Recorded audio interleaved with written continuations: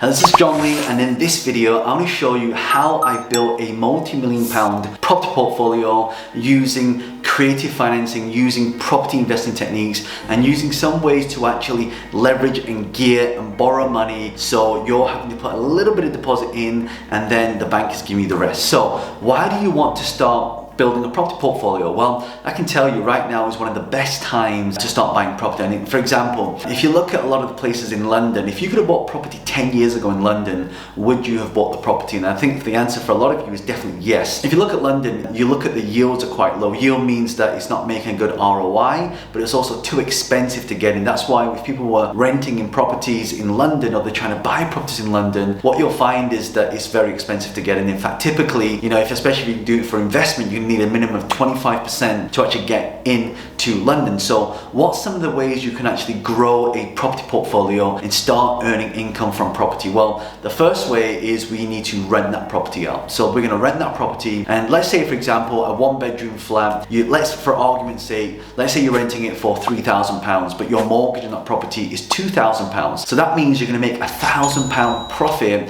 or gross profit before your insurance and things like that, which is going to really help towards getting that to the next level. Let's say for most of you, you need a 25% deposit. So let's say you can get a property for £1 million and you get a £250,000 deposit. And you may be thinking, well, John, that's crazy right now. Like, where am I going to get $250,000 from? Well, this is where you can actually, one of the great ways to buy property, you can buy it with joint venture partners. So, maybe you have 3 people that put 50,000, you have another person that puts 100,000, and you own a percentage of that property. So there's lots of different creative ways to buy property. The way I did it is I would actually use investors' money. So I would find people who had a lot of money, I would bridge the money at a small percentage, and then I would refinance that property. Some strategies work in today's market, some don't. So you've always got to look at what finance is available, because ultimately when they look at property, it comes down to a few things. Number one, you have to find the property, you need to source the property. Number two, you have to then negotiate the prices of that property, so you always make money when you buy, not when you sell. Number three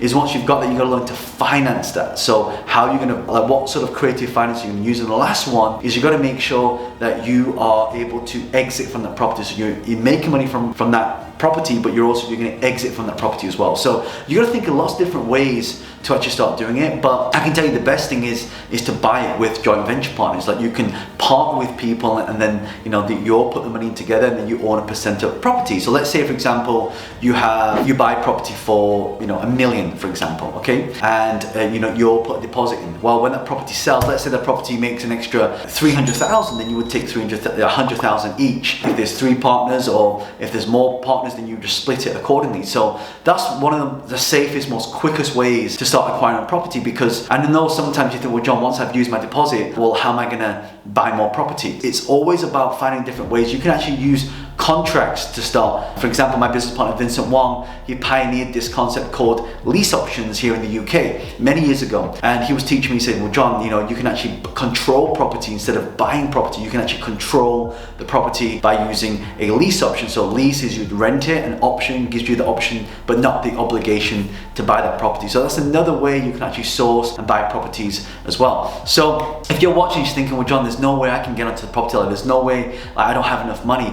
You stop thinking about how much money that you want to save up and put into that. Start thinking about, who else can I partner with, who else can I work with. So really what you're looking for, and I tell you, the success to this industry is, number one, working with investors, working with property finders, and also working with agents. So agents sometimes give you some really, really good deals if in the right place at the right time, or if you become friends with them, or if you're constantly on the search for market. Agents need to know that you are there ready to pick up that property when those deals come along. You always need to be on the top of agents' minds, but also to find the investors. You'd be surprised at how many people have money in the bank just sitting there doing nothing, and they say, well, what can I do with it? How can I get a higher ROI? So the way you get a higher ROI is to make sure that you are putting your money into things that are assets and not liabilities. So assets are things that put money in your pocket, liabilities are things that take money out of your pocket. First of all, if you're watching this, you should definitely own your first property, because that property it kind of acts like your nest egg,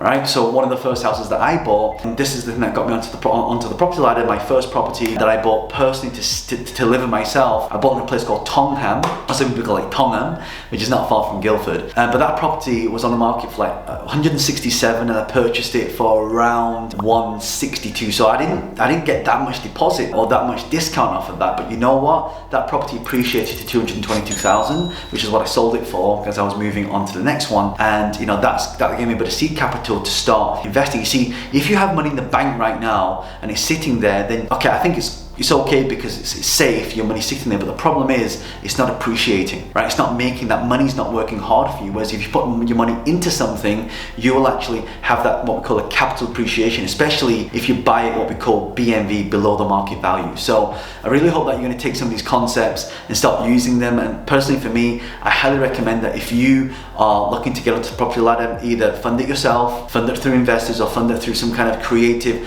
contracting. So you see a lot of people buying properties off plan, and when they buy them off plan, what happens is they reassign the contract at a cost. Typically when the properties take longer to build, typically they go up in value, but it depends in which areas, and that's why it's really important to do your due diligence and your research to see how that works. So again, hope you found this useful, and if you like this, you got a lot of value, do me a favor, hit that like button and hit the subscribe button, because I upload videos every single day and talking about how to start businesses, grow businesses, and create multiple streams of income. And if you've got any questions, leave a comment below, and I'll link some more videos here and here. It's John Lee, the author of Business Hack. Bye for now.